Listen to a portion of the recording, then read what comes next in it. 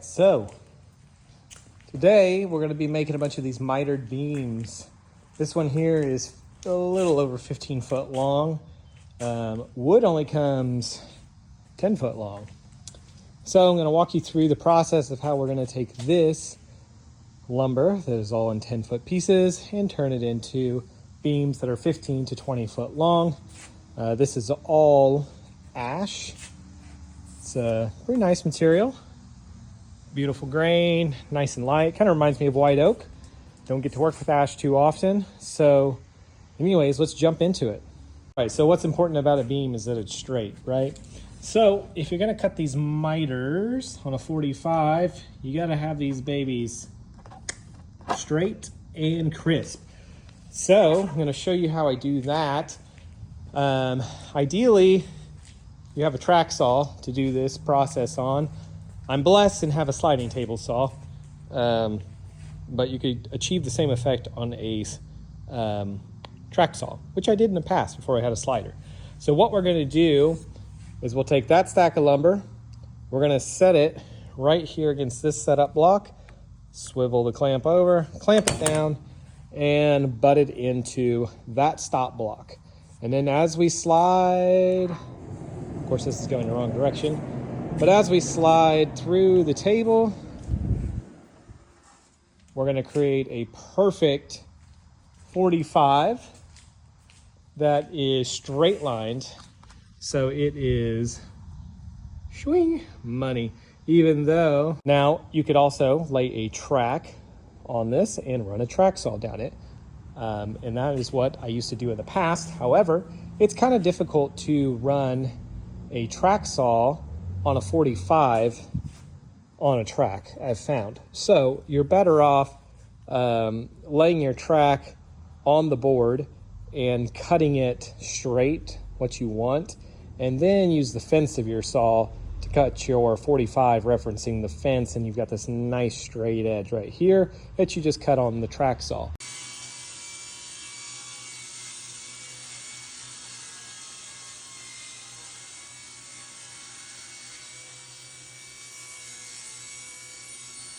So here's my setup for running these boards and straight lining the miter on them.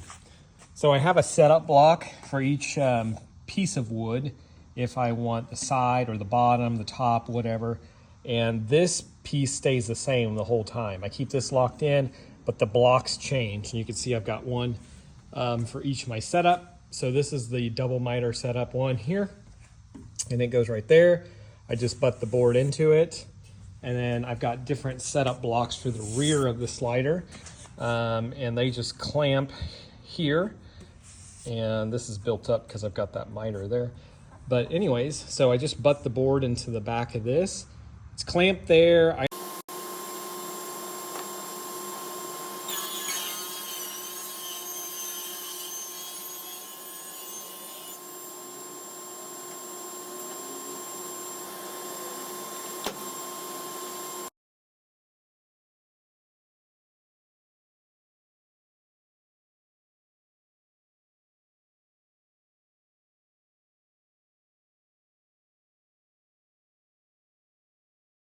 Right, so I'm going to show you how I'm making these long pieces for my beams. These are all 18 footers, and my material is around 10 foot or a little under. So I'm able to get, join two pieces together and get what I need. However, if you do that, you're going to have a seam in the same spot on your beam. So one piece, I've got to do a seam, and a seams down there. So that way I've split the seam so not all three seams of the beam are all in the same place. Joint together, just like this. And the main thing I want to look for is that this miter right here in the front edge is together. And I really don't care about the back because it's going to hit the wall and it's going to get scribed in tight. So what I like to do before I screw it off is I throw a straight edge on here and I just make sure that this joint is running straight. So this material was provided by the builder and it was supposed to be S4S. And I think they lost a few of the S's or a few of the 4s because this piece is thicker than this piece. Once I get them pushed together, it's a little better, but there's some of them that have a good 1/16 of an inch thicker.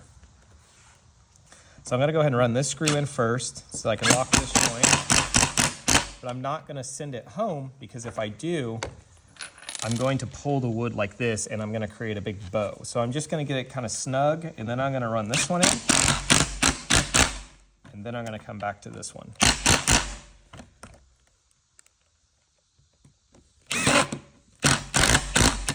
Now I'm using an impact because this ash is very hard wood and my normal drill would just slip off. And I'm using a coarse grade screw, which I'd normally use a fine, but I want that coarse screw to really pull these together.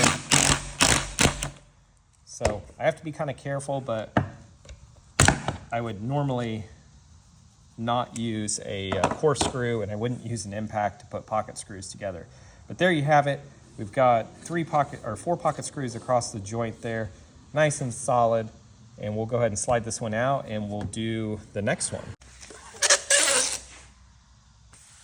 This one's a lot straighter, so won't have to fight it near as much. You gotta be careful though, you don't want these.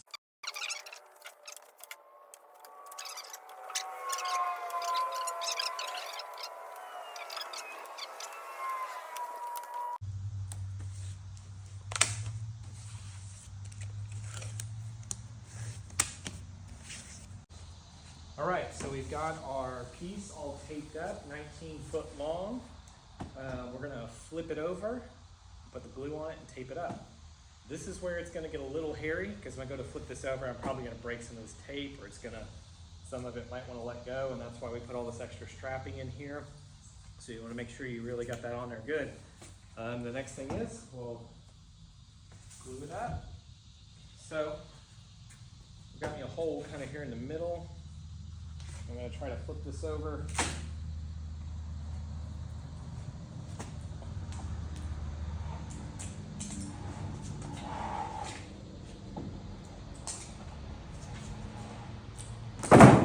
Woo. Not too bad.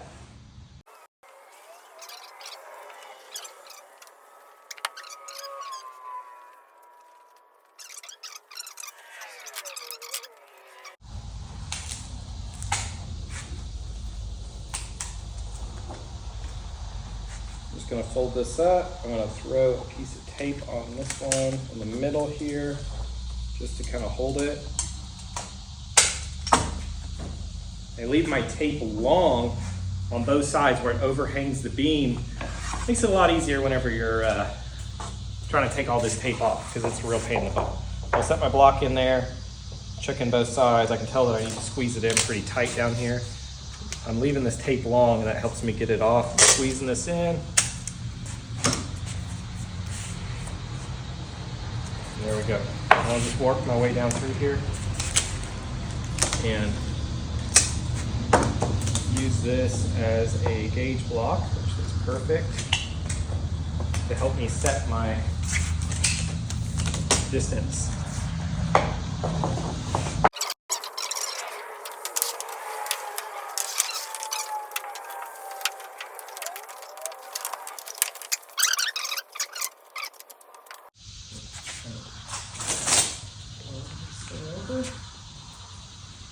Put my tape, golden little deal on my tape ends here so I can pull this off later. It is a pain in the butt to get all this clear, take all this clear tape off of your fingernails.